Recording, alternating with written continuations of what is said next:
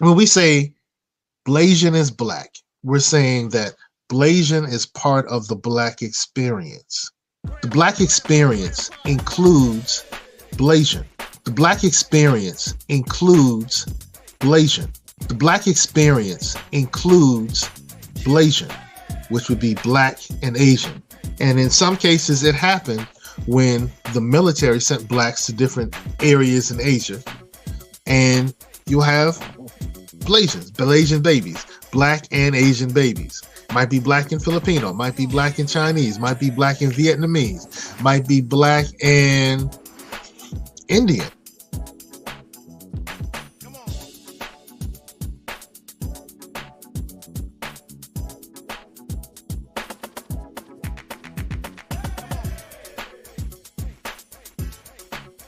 And the term black may be black and white.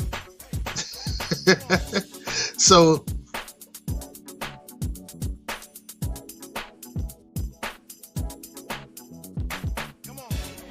Code Keepers, we're back with another interesting conceptual discussion. So, normally on the Get On Code platform, particularly the Get On Code show, we talk about ways that we can empower ourselves. We talk firmly about black empowerment.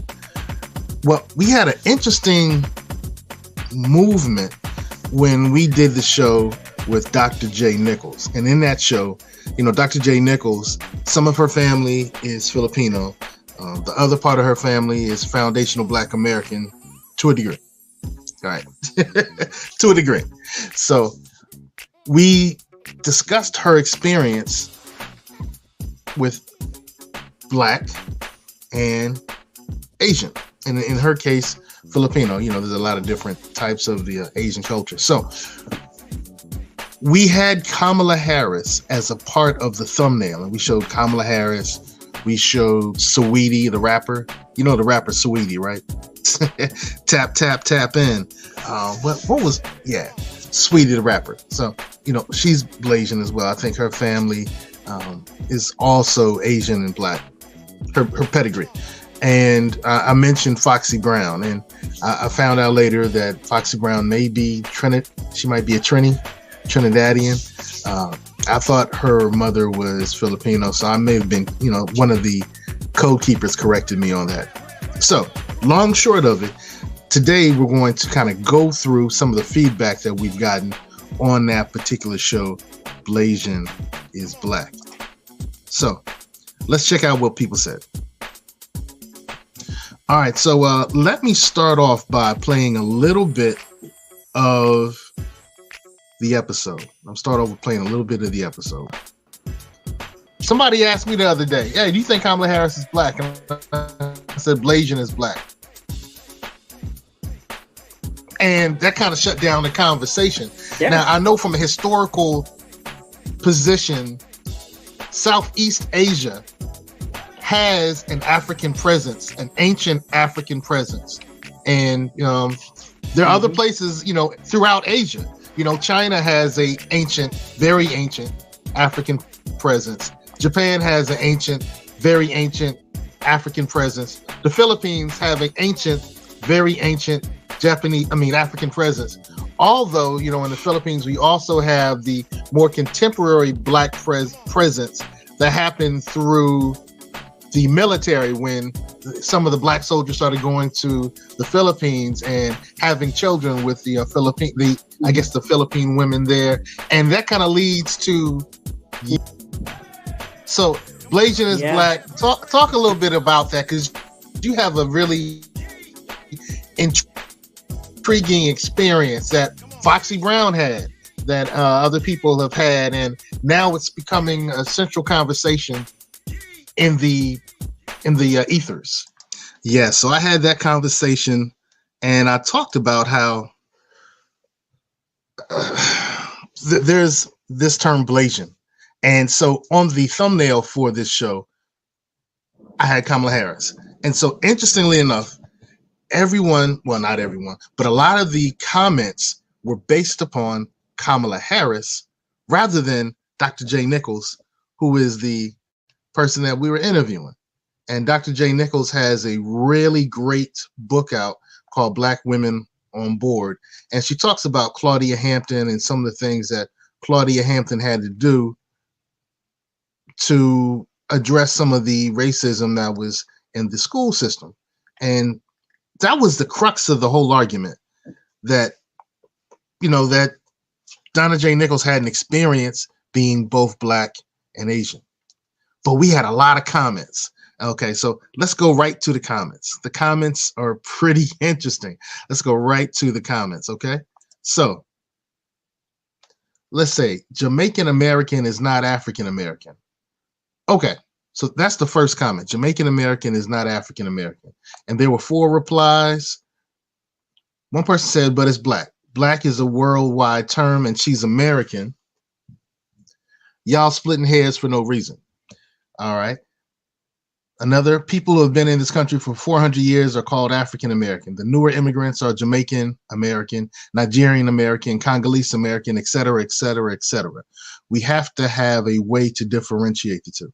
And I really want to salute that comment, because when a Nigerian comes over to the United States, although they might be Black, they're Nigerian. And so they want to connect themselves to their land base or their cultural land base, right? And there's nothing wrong with that. As a matter of fact, we should celebrate that. We should really celebrate that. So when a Trinidadian comes over or a Puerto Rican comes over, because there are Puerto Ricans that look like me. I've been to PR. I've been to Louisa. I've been to Old San Juan. I've been to Catalina, so I know, and y'all know too. So don't trip. Okay, so I like this comment because although Black, the term Black doesn't tie back to a landmass, some might argue that the term Black connects you with some level of African ancestry. And that can be true in the historical sense, could be true in the contemporary sense, but it doesn't tie the same way a person who says that I'm Honduran, I come from the Black area in Honduras, it doesn't have the same effect. All right. So when we use the term Black, we're really talking about indigenous people of African descent. You can use the term Moorish. You can use the term copper colored. You can, the first people on Turtle Island. You can use all these terms, and the term Black is overarching. It's not a political term. It's not a land mass tying term. It's just another imperfect identifier. So look, when I say an imperfect identifier, I'm a father. But by saying I'm a father, it doesn't mean how many children I have. If I say I'm a father of 2, that doesn't tell you that I've also been a father figure for multiple people before I had children and after I've had children. So all these imperfect identifiers, people set trip over, and I'm not one of them. But I do like that comment, so wanted to salute that comment. We do need to, salute where we have our roots from, and we do need to differentiate the two. So if you're like me, you might say I'm foundational Black American. I'm ADOS, American descendants of slaves, African American descendants of slaves, ADOS, whatever, it's AADOS or ADOS, or foundational Black American. And foundational Black American implies that you have some connection to the people that we might consider Black, who were here before the Pilgrims, who were here before Columbus, who may have been here with or before what we call the Native Americans. All right. And it includes those of us who were taken from Africa here to the United States during the enslavement period. So the foundational Black Americans includes those two, because foundationally, we're the ones who changed the policy. Foundationally, we're the ones who changed the society that everybody benefits from now, right? Jim Crow, enslavement period, Reconstruction period, all the periods that really were changed because of the treatment or the fortitude of people like my ancestry. That's the foundational part of America. So we use the term foundational Black Americas, and people say you're divisive. Well, when you say you're, Cuban American, you're not being divisive, are you? So we shouldn't consider ourselves being divisive if we describe ourselves as foundational Black Americans. Let's go back to the comments. The comments are interesting. All right. This one says definitely. Oh, I said this. Well, one of the people on the team said that. All right. So I'm not going to read the comments from the team. Let me see. Mohammed Goldstein. That's interesting. Black is not a worldwide term. It's wholly American. But I see your point. I just think there should be a differentiator between blacks who've been here for 300 and 400 years and those who've been here for longer, and the new guys who come here and try to usurp their experiences. Okay. Now, this commenter said, this is a dumb conversation. The outstanding question is, what are her policies? Once again, this whole conversation wasn't about Kamala. She was just referenced and used in the thumbnail. So this tells me that this butthole didn't even listen or watch the content. They just saw the thumbnail. And you know what? I had a conversation with somebody the other day, and I shared with them that, truthfully, when people leave comments, some people, the greatest amount of people who leave comments are those who see the thumbnail and just respond to the thumbnail, because in their understanding, the thumbnail should be or is connected to the content. So they don't need to watch the content. They can just respond to the thumbnail. And that's true. You can. So that's the greatest amount of people who responded by leaving comments. The second are those who watch a little or the entirety of the content and are triggered by something that is stated. So they may be compelled, led, or triggered, and they leave a comment that then right then and there. When I say something that they agree with, that they ashe, that they amen, or that they're not unsure of, or that they totally disagree with, at that point they leave a comment. And I might have said something different later in the show that would have nullified their comment, but they responded right then and there, right? And the third are those who watch the entirety of the content, and then leave a comment, right? So most people are going to leave a comment based upon the thumbnail, and that's kind of what happened here. All right. Whether Blasian is black or not depends on the consensus of people who are ambiguously black. All right. I'm sorry, unambiguously black. You don't get to decide for all of us based on your personal opinion. And true, we're giving opinions here. We didn't lay down the law. You know, that's cool. So my truth is cool.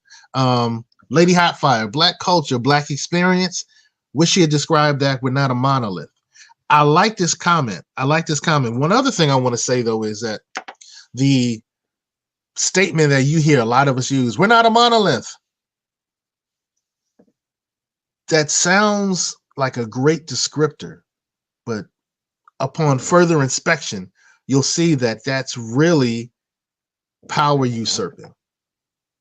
Monoliths have a power that non-monoliths don't.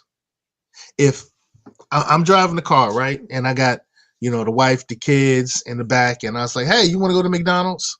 Now, as a monolith, if everyone else says no, as they should, there's power. But if someone's like, I don't know, what about Burger King? Does McDonald's have this? I do like their fries, but I don't like that it's so fattening. So all this conversation, and I'm like, I'm going to go where I want to go. I'm just going to take them there, and they can, they can work it all out. So when they acted as a monolith, the family had power. When we're not a monolith, then they lost their power to compel change. And that happens on a larger scale as well. That's not just in that small setting. It happens on a larger scale. When we act as a group, we have more power. Now, her point wasn't about power. Her point was like black culture, black experience, we're not a monolith. Her point wasn't dealing with power, but the Get On Code platform, the Our Black Empowerment platform, is all about empowerment. So we're going to look everything through a lens of empowerment. So I hope that makes sense. But she looks cute anyway, and I like the comment. All right. The next one, this doctor is even backwards. Filipino is a nationality connected to a land, constitution, language, and flag, respectively. Okay. That's true. Where is the reputation for the black side? There is none, cause that ish don't exist. No land, no language, or flag to represent such. And to be honest, I don't disagree with the person's point, because black is not referring to a landmass.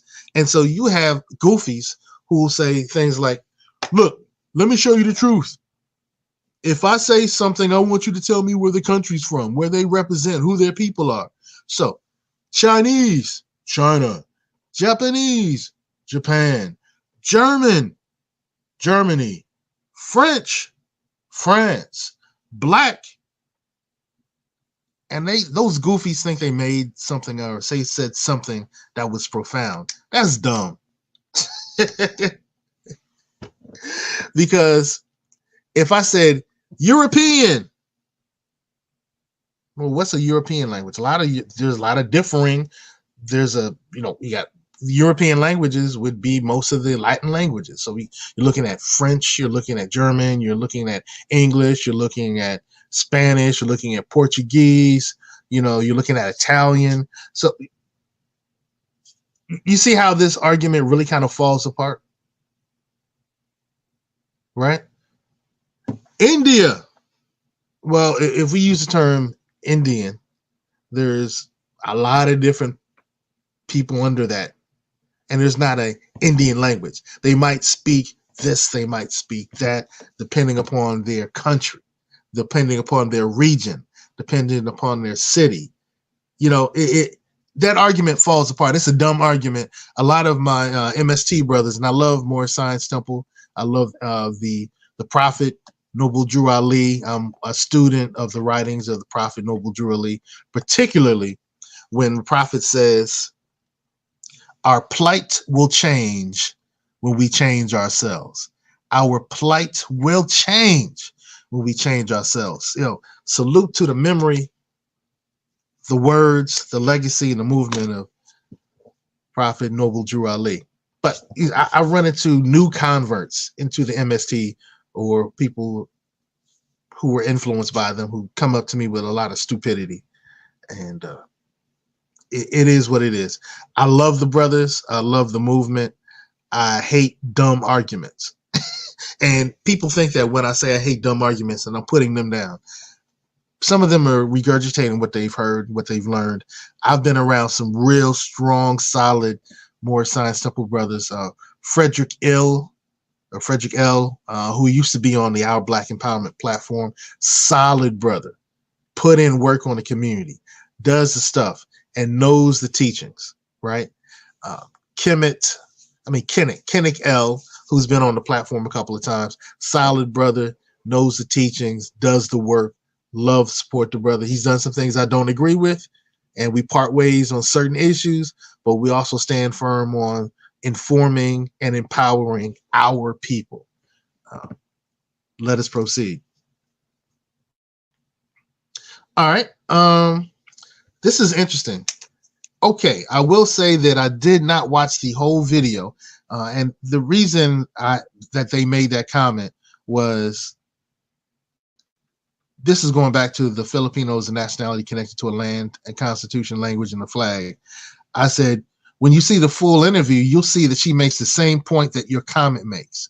And so he says, I will say that I did not watch the whole video, but it's incumbent upon us to leave European thought and nomenclature and exomes alone and stop making the lie palpable. Interesting. I like that. Right. All right. Yeah.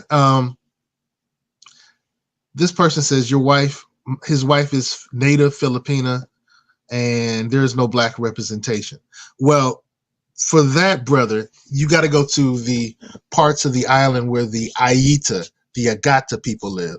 Those are the blacks in the Philippines. Been there before the Polynesians, the Chinese, and the others that make the mixture of the Philippine Islands in Spanish. They make the mixture of people in the Philippine Islands. But the first people in the Philippines, the Aeta people, the Aeta people, the Negritos, they call themselves, and they were described as Los Negritos, the little blacks, the diminutive Africoids, right? So those were the first people in the Philippines. Maybe I'll show a picture here of the first people in the Philippines. Let me see if I can find one very quickly. I think I should be able to find one. All right, doing a quick Google search, the first people in the Philippines. I didn't say first black people. I said first people in the Philippines. The Negritos who arrived, 30,000 years ago. The Negritos are thought to be related to the first migrations of Homo sapiens out of Africa. Let's see if we can find some pictures of Los Negritos. All right, so here are some pictures of the Negritos. You can see that they are very what we would consider Africoid in their presentation, right? They're dark skinned. Some of them have afros, right? Let's see if we can make this picture a little larger. I made my point. I made my point. Okay, this is the picture that I remember seeing when I first started studying the African presence throughout the world. Now, I know that some would say that really didn't happen. That I'm not going to get into that, but these are Los Negritos, the first people in the Philippines. Now, yeah, so Dr. Rock 9775, interesting point. The next user, and it's funny, whenever you see the people that just say user, you know that, they ain't really for it. What has she done? What is her plans? It should be, what are her plans? I'll wait. But the truth is, we do need to wonder what the plans are. If referring to VP Harris, who's a presidential candidate currently, we do need to ask that. We do need to ask that. All right, so this one goes back. If you can't tell whether you're dealing with an FBA, you're not an FBA. This is the definition of being a tether. So for those who are uninitiated, the term tether is a term that you start hearing in some of the foundational Black American pro circles, the pro foundational Black American circles that distinguish between foundational Black Americans and the Blacks who came later. And they jokingly, maybe embracingly refer to them as tethers sometimes because they're tethered or tied back to their landmass. So I'm Black, but I'm really Nigerian. I'm Black, but I'm really Haitian. I'm Black, but I'm really Puerto Rican. Yo soy Boricua, Afro Boricua, pero yo soy Boricua. And I celebrate them all. I love them all. I love PR. Had a great time when I was there in PR. Had a great time in Panama. Panama is the bomb. I had an excellent time in Panama. Hey, look, if you really want to understand the world, you got to travel. So I would say, hey, go out to Panama. I loved it. Had a great time in Colon. And they have an area in Panama I got a chance to visit. That's one of the areas that has the Black Jesus statues. El Cristo Negro. Yeah, the El Cristo Negro. So they have a statue of Jesus they bow to and pray to. That and this is not the entirety of people in Panama. This is just a little area, and people go there. The true believers go there. I'm not talking about all Panamanians do this. All right. Okay. Let's go back. I love this. All right. Indian and Irish can make you a Jamaican, which he is, but not Black. Jamaicans have many ethnicity. Should be ethnicities. If you ask them to describe her, they would describe her as an Indian woman.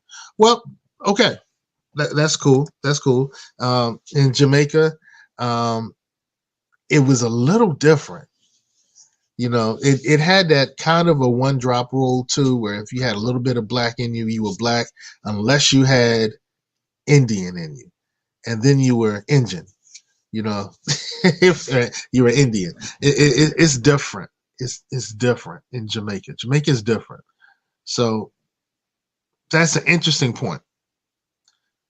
So look, the comments were really interesting. The comments were really interesting, and I appreciate all those who left comments. So let me come down to the point for today. The point for today is really kind of simple. The point for today is really kind of simple. It's time for a change. It's time for a change. The change that needs to happen is focusing on empowerment. So when we talk about empowerment, very often we have to talk about having a large group to make things move and change. So when we talk about Black is a overarching thing, and it includes foundational Black Americans. It includes those who were immigrant Blacks, right?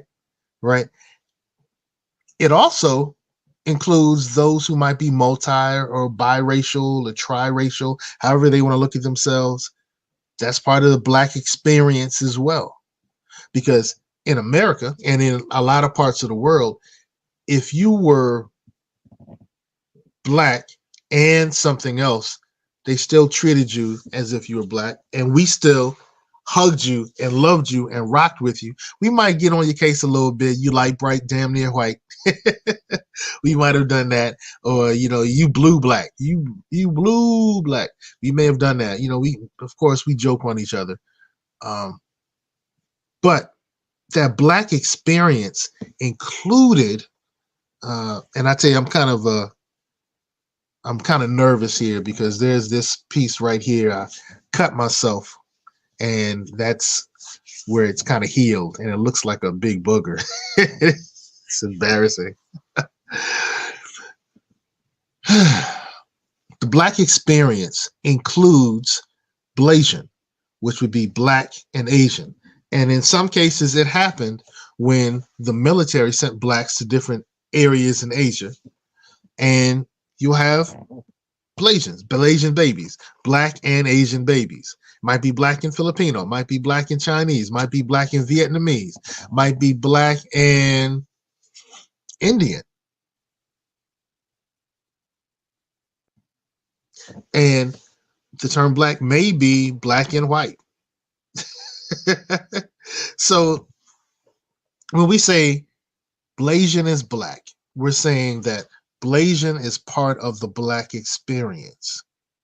We're not saying that so-and-so is foundational Black American. We're not saying that they're quote-unquote African American. And, let me go back to that, because the term African American started in the early 1900s. Some of the new converts to MST who got a lot of garbage information are going around saying that Jesse Jackson created this term African American. No, it was developed before Jesse Jackson. Jesse Jackson may have popularized it, but he didn't create it. And that's an important distinction. Back to the point. Black is a engulfing experience. It might be genetics. It might be a lot of different things. But Blasian is part of that experience. So Blasian is Black. Now, should we say Kamala Harris is Black? I don't care where you go with that. Don't care. What I do care when it comes to politics is that we push our agenda first. So, we need to be able to say that this is what we expect of our elected officials. And more importantly, we need to make negotiations with these candidates before they become the elected officials. When they become elected officials, it's really kind of too late. So for those people saying stupid stuff, and I'm not saying that people are stupid, but the line is stupid. Let her get in office first, and then she'll... No. We have all the years in America as proof that doesn't happen. Powerful people make negotiations with elected officials or candidates prior to them getting in office. And while they're in office, they push those agendas. And so Blasian is Black. Simply put, Blasian is part of the Black experience. Stop arguing about silly stuff. What we should focus on was the policies, if we're talking about Kamala Harris. If we're not talking about Kamala Harris, and we're not talking about politics, if we're talking about who should come to the cookout, that's fun. It might be a little silly, it might be a little trite, but it's fun. It's fun conversation. Everyone who's part of the Black experience could come to the cookout. Blasian is Black. Not foundational Black, not FBA, not ADOS. Should we set trip off of this stuff? No, we should focus on empowerment. So, beloved, we must focus on empowerment. We must focus on empowerment. Get on code, stay on code, teach the code, become the code, and we love you.